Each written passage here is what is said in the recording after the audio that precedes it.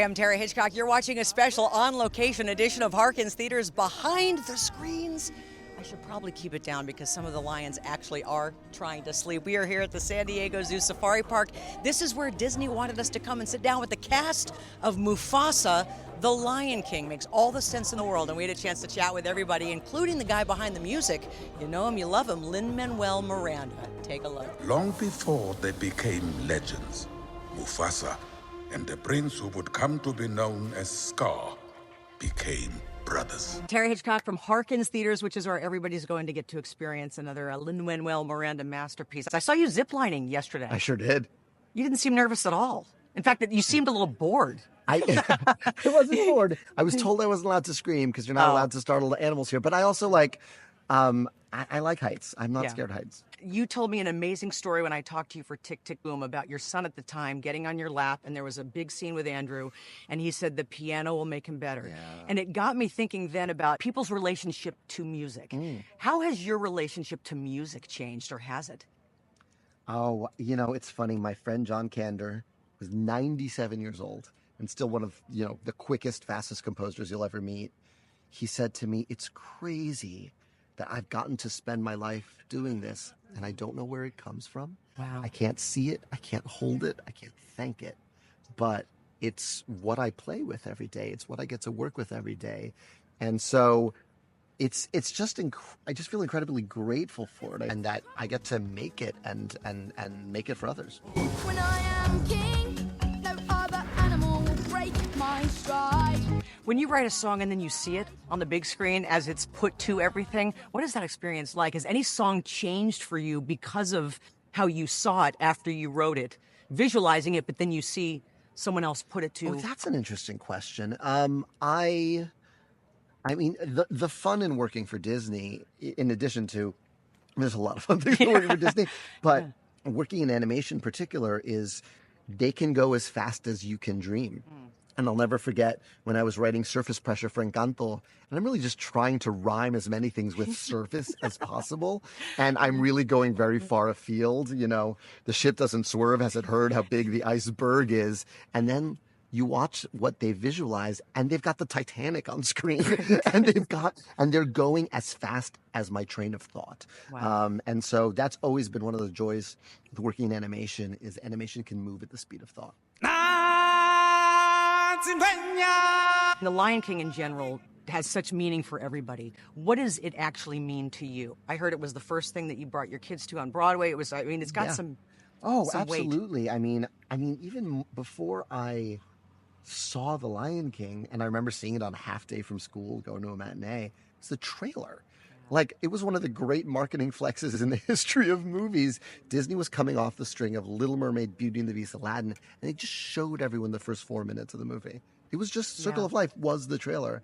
And I think we all knew we were in uncharted territory watching that. I think we're all still just kind of in shock from it. All right, here we go. 1, 2, 3. How can we help? To quote the great Timon from the 2019 movie, how are you in as few words as possible? That's great. Doing great. Happy Yeah. to be a part of the new movie and surprised to be a part of the new movie. How are you in as few words as possible? Exactly the same. Okay. And surprised to be Yes, here. most surprised mean, to be in a zoo. amongst rhinos.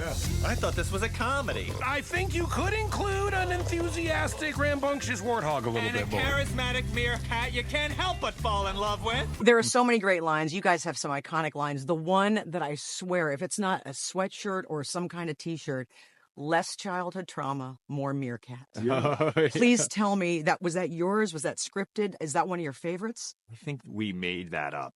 Yeah, Ah. I think so. I mean, only because 90% of what Seth and I recorded, we ad-libbed, and it's in the movie, which is shocking. Amazing. That's really rare for an animated film.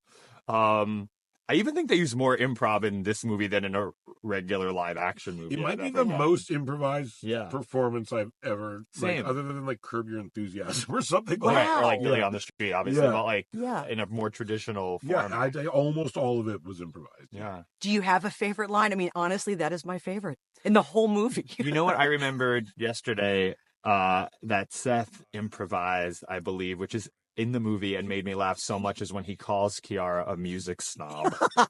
That's so funny. It's things like, yeah. I mean, I was, yeah. I mean, I was shocked at how much of it was used, and I haven't seen it with an audience yet. So again, as I watched it alone in a trailer on the set of a movie.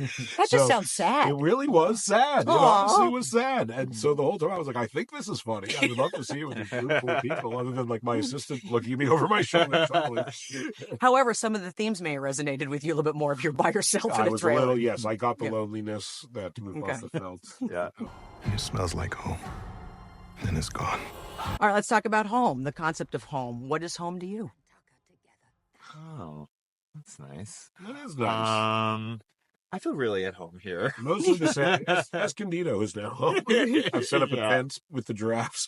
I live among elephants. Exactly. Home is wherever your family is. Yeah. Right. How about? Yeah. So just to be clear, we're not in this story. Is there going to be a spinoff? I know We everybody. want one. We're dying for one, begging for one. What do we Literally need to do? begging. What is- Desperate. Write Can letters. people write in? Okay. Care of Yeah. Bob Iger. Okay. Bob Iger at Magic Kingdom. Yes, just send it to the Matterhorn. Aaron, I feel like I just watched a Men's Health video of you and your workout routine, and it's a little bit of a travesty that we see none of them in Mufasa, the lion. But I'm curious, does being in shape help your voice? You've already got a great one, but does it make a difference when you're in great shape with this? That's a really wonderful question, and thank you so much. Honestly, I think for me, something that I landed on recently, or not recently, it's been a while now, is that my mental health and my spiritual well-being is actually equally, if not more important than my physical. And the physical part of it allows for my mental and my spiritual to sort of be in an elevated frame of mind and space, and just keep me in a place of peace. Well, it's inspiring. It Oh, inspired thank me you to get so into the much. gym more, for sure. Kelvin, I heard that Scar was your favorite character. Run away and never return. Is that true? It's absolutely true. Why? Because he's so playful. Listen, Mufasa's great.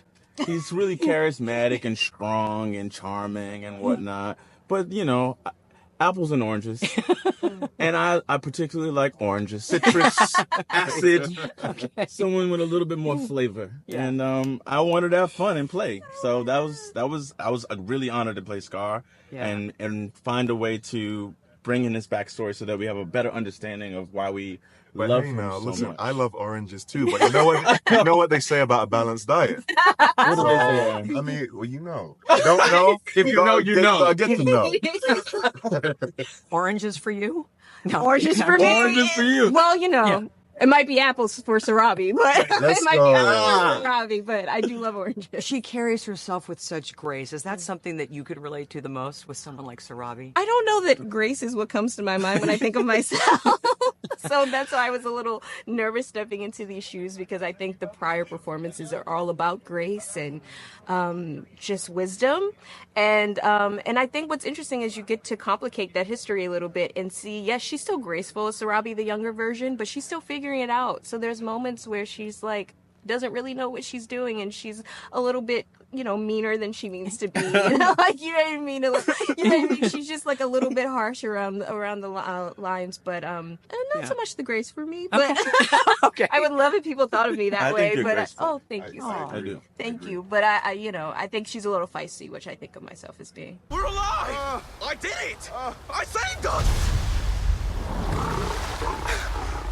You were saying?